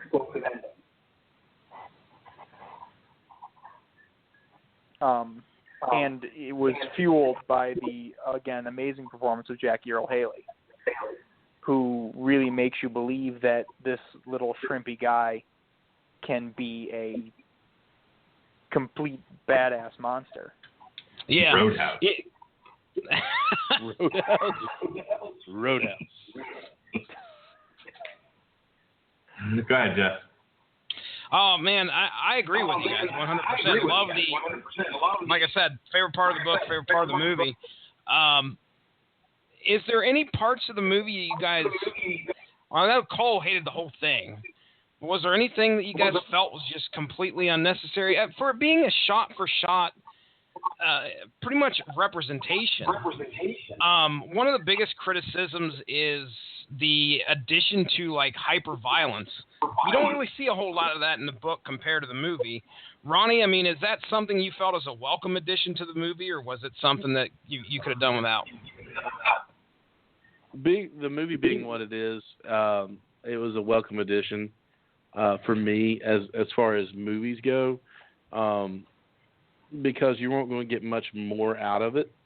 So yeah, it was kind of cool because I honestly think you'll not get me to say anything else. I think Zack Snyder went into this thinking that it was it wasn't a commentary of what comic books and superheroes are supposed, that it was an actual superhero movie. I don't know that he even read the book So I think the action sequences added to it as far as a cinematic standpoint. It gave the audience something to ooh and ah about, and that's always a good thing because otherwise you're going to lose them. And would you say this movie had enough slow-mo? It had too much. It rivaled Michael Bay. Oh, wow. Youch. Yeah. Mark, hyperviolence or no? You big thumbs up on the addition to the blood splatter and the bones breaking through arms and. I mean, look. Every director has their little nuance, their trademark stuff. Michael Bay likes to focus on the ass and titties in his movies. The small and all that. Yeah, everyone's got their own little shtick, so that doesn't bother me. I had a question for Cole, who knows the book really well. That ending, where they talk, where she makes up with her mom. And he's talking about, the tinkering is done and all of that. Was that in the book? Yes. That little epilogue? Yeah. Yes, it is in the book. That's the point that I was talking about where Laurie starts talking about changing her costume and adding more leather and a face mask. Mm-hmm. But, yeah, that segment... Was that? That's not... She doesn't... Okay, so that epilogue is there, but the conversation that takes place isn't the same. Right. There's more to it in the book. There's a whole conversation that happens as they're walking up to the house. They talk about how Dan and Laurie have taken on new identities because their old identities were compromised, and they're talking about getting back into the business. And that's when Laurie starts talking about wanting to change her costume up. And then she reconciles with her mother, and everyone's happy. Okay. I guess I didn't remember it from the book, and it felt tacked on in the movie. It felt like one of those endings where we don't know what to do with this, so fuck it, everyone's happy. Everyone's getting along, and everyone's great, and here, run the crank, run Rorschach's journal, and we're out.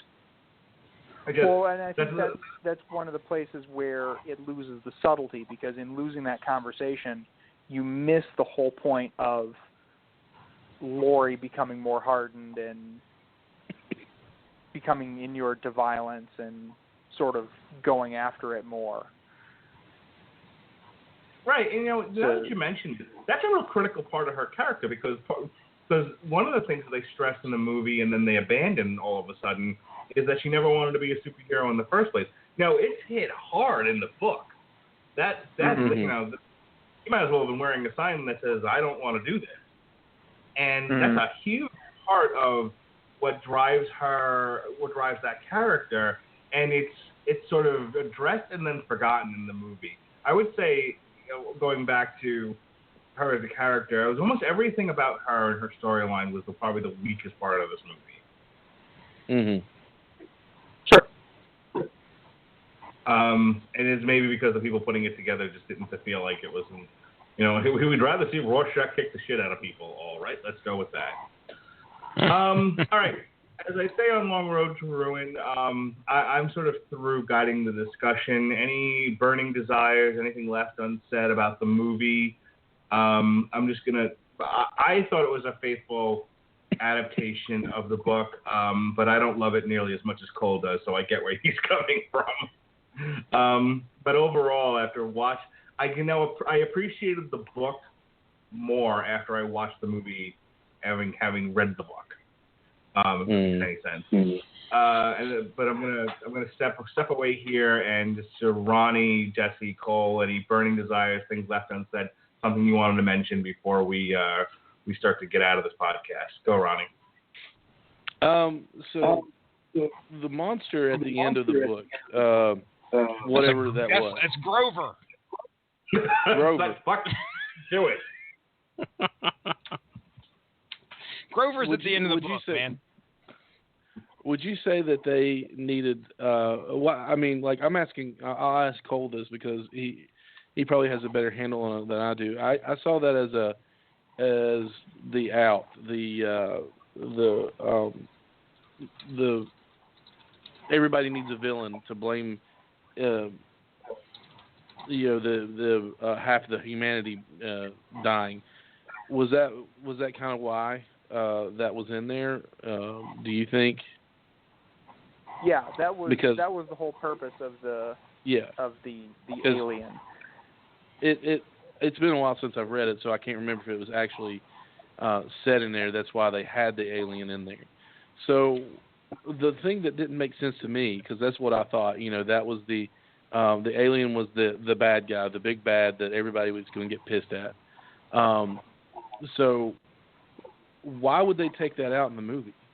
I understand that there's only so much you can do with like special effects or money or whatever, but why would you make, why would he set off the explosions, Dr. Manhattan at the end? It just doesn't make sense to me. Other than that and the poor performance by Malene Ackerman, or however you say her name, I think I don't want to say that I enjoyed it more than the book, but I would be more willing to sit down and watch the movie again than read the book two times in a row, because of the bleak aspect of the book, because of the overall. I'm just going to say it's kind of depressing to me. It's not like it doesn't make me want to go write poetry in the corner and wear all black or anything, but man, it just doesn't make me feel good. I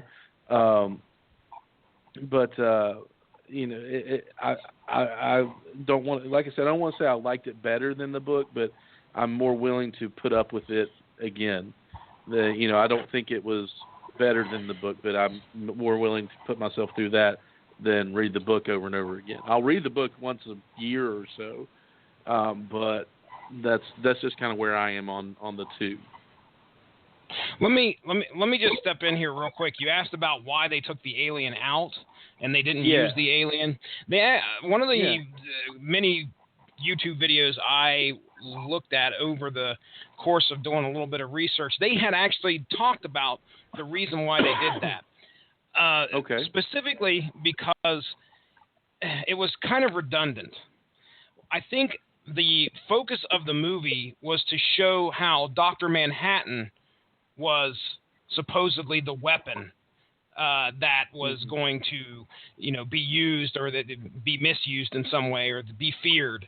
And so them using the alien and dropping off the dimensional, this dimensional transporting big squid that drops in the middle of New York, there wasn't really, I guess the director's vision was that they really didn't need that because it would be more dramatic if it was instead, the big blue guy instead of, okay, we got this alien and the blue guy.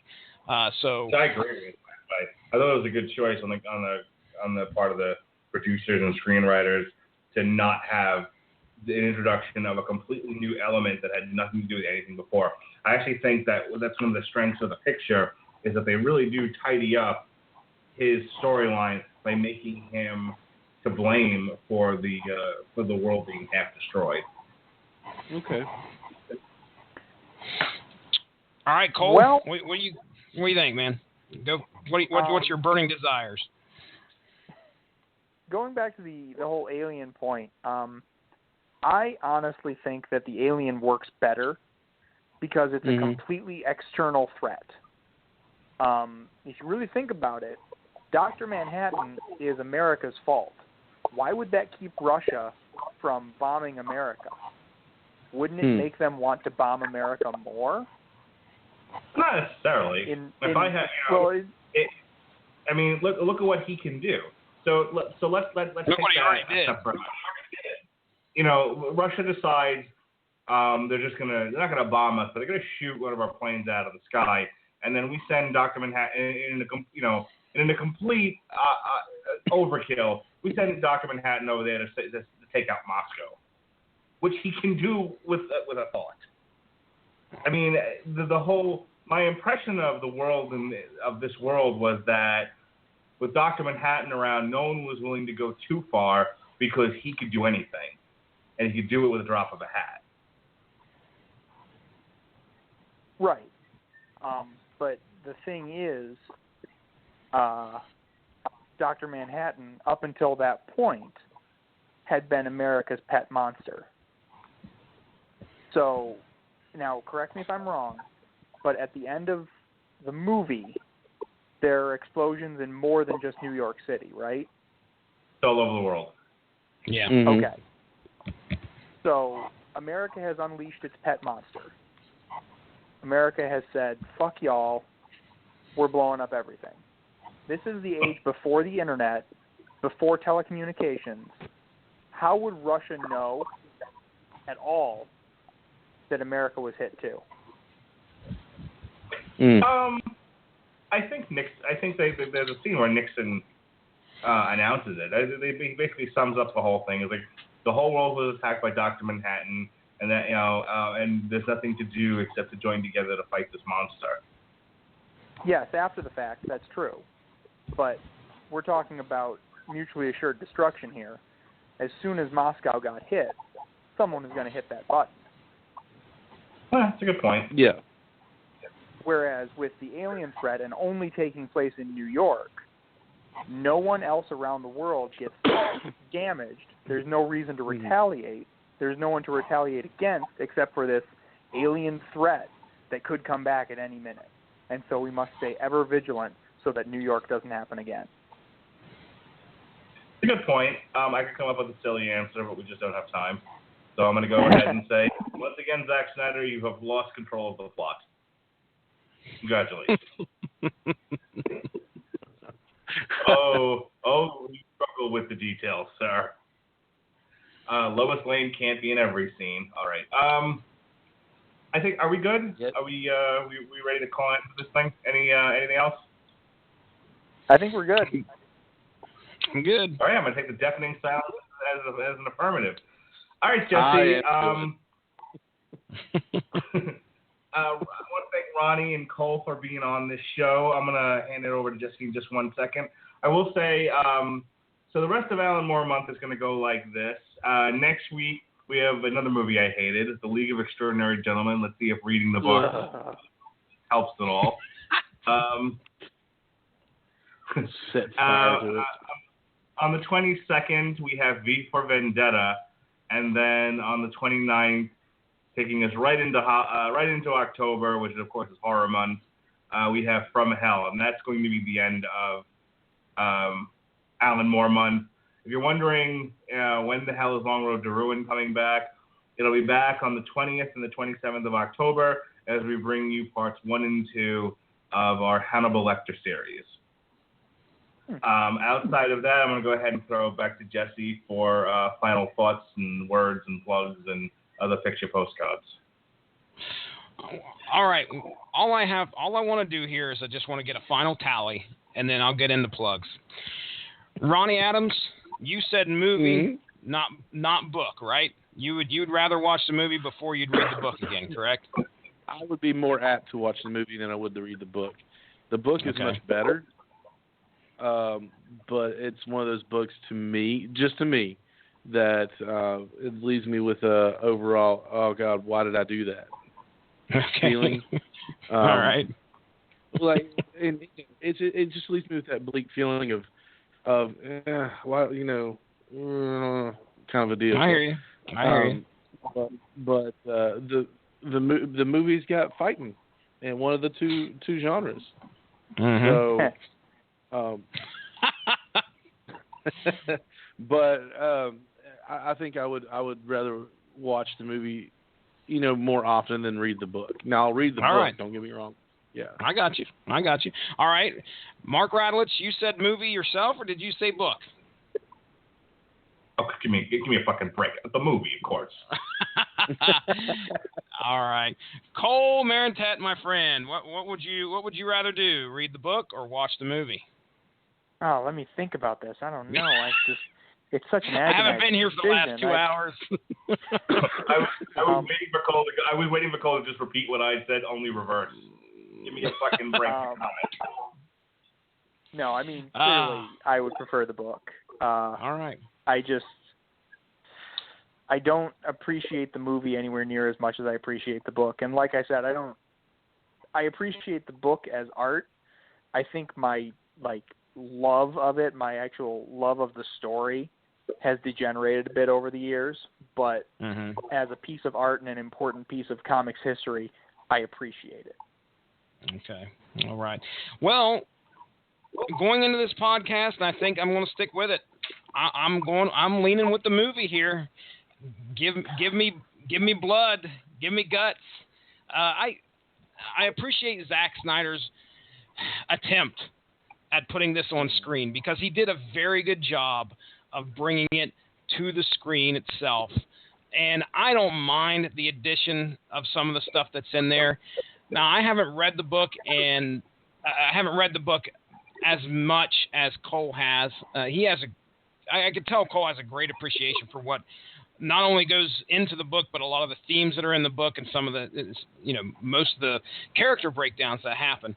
But I'm going to lean for the movie here. So at the end of it all, it's 3-1 for the movie on this particular podcast. I want to keep track as we go through the rest of the Alan Moore month, and we'll have a final tally at the end of things just to see if the movie or the source material wins. I'm kind of pulling for source material, but as you can see, I'm being completely objective, and I'm telling you what's on my mind here. So, all right, plugs. As for myself, you can follow me at Stiznarchy on Twitter if you so wish. I do a comic book podcast here on the Radulich and Broadcasting Network. It is called Source Material. Right now, in the month of September, what we have going on is me, Ronnie Adams, and Justin Thomas got together and we discussed He-Man and the mini comics that came with the figures.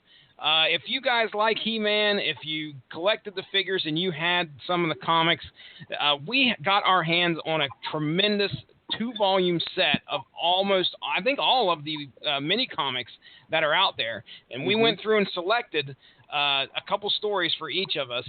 So you're going to be hit with 4 mini episodes throughout the month of September discussing these He-Man comics. The next one's going to drop this coming Monday. It's only going to be a real quick 20-25 minute episode, but we discussed a couple of I think this is Justin's, and I think Ronnie, you talk about Ram Man, and Justin talks about Trap Jaws. There you go. Ram. That's right. Ram Man. He's something else there in the old Masters of the Universe line. And we get into that there. He wears a helmet for a reason, folks. But yeah, you can check that out. That'll be showing up here this coming Monday. Give the Radulich and Broadcasting Network Facebook page a like. Stay up on top of all the great comic. Let's try that again. Stay up on top of. What time is it? 11:30. Okay, let me try this one more time. Stay up on top of all the great podcasts that the Radulich and Broadcasting Network has to offer. As we will not bombard you with junk, we'll just tell you when a podcast is coming on, and you can check it out. I'm done with my plugs. Who wants to go? I'm gonna jump right in. Go. I'm gonna jump right in here. We took a week off from the Metal Hammer of Doom to refresh our batteries, and because certain things sort of fell off the calendar, but that's all right. Next week we are back with KMFDM Rocks Milestones. I'm going to introduce the boys to some industrial metal from Germany.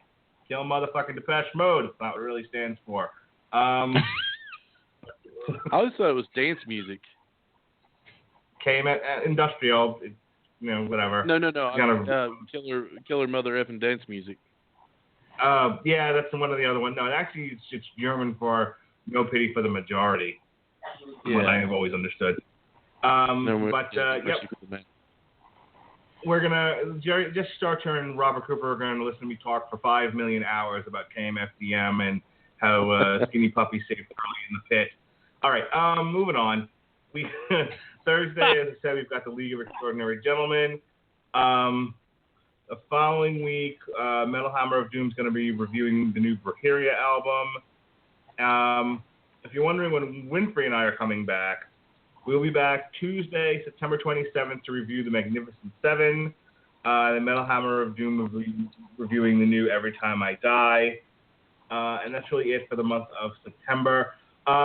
Just on a personal note, on the days that we're not doing Screaming Boy on the weekend, I have made some personal life decisions, and I have gone back to medical weight loss, and I will be podcasting. That's what I was looking for. Podcasting. Podcast. That thing we're doing right now. This thing right here. I'll be just some 15 to 20 minutes, just sort of going through this the second time around for me.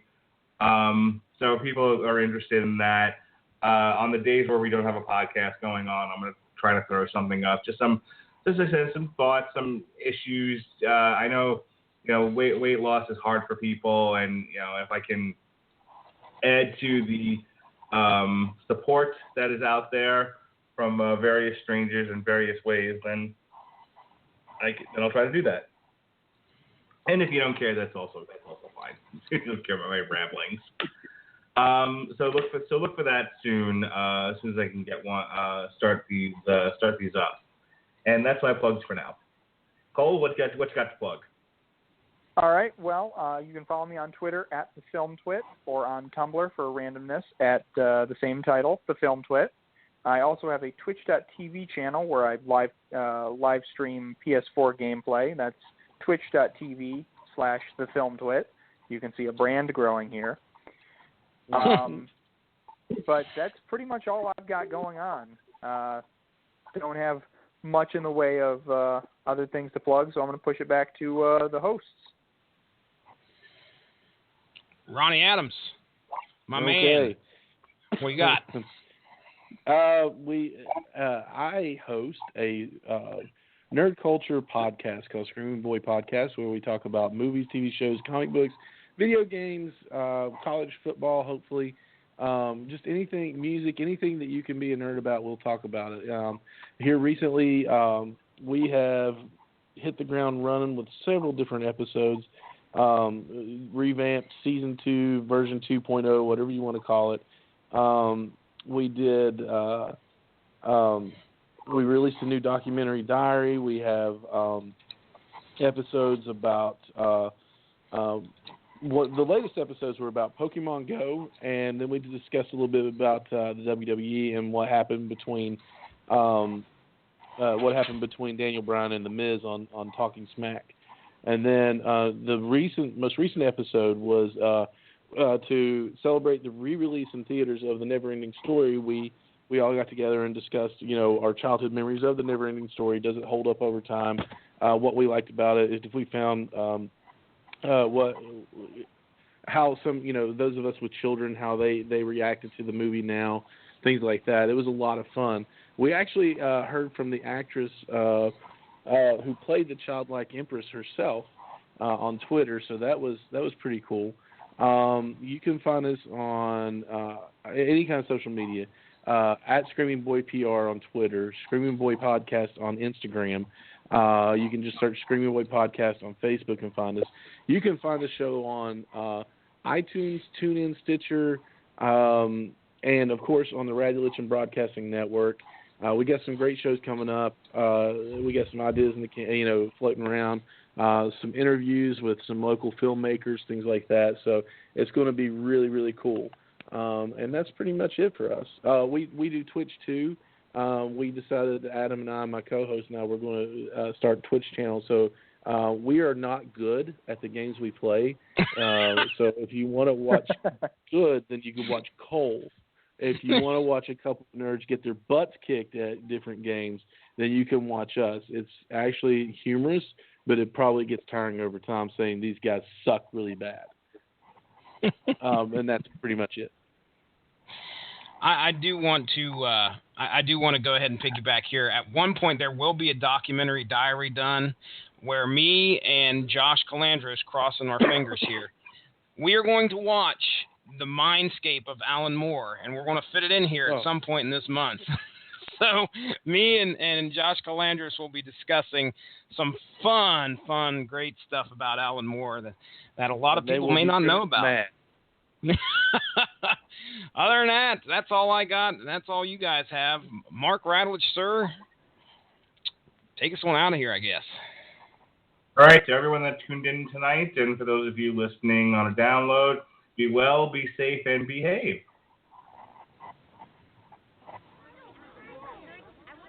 Look at all these alternative comic book creators.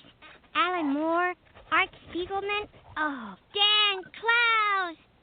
I really identified with the girls in Ghost World. They made me feel like I wasn't so alone. Yeah, whatever. Do you know anyone who works at Batman? Because I really want to draw Batman.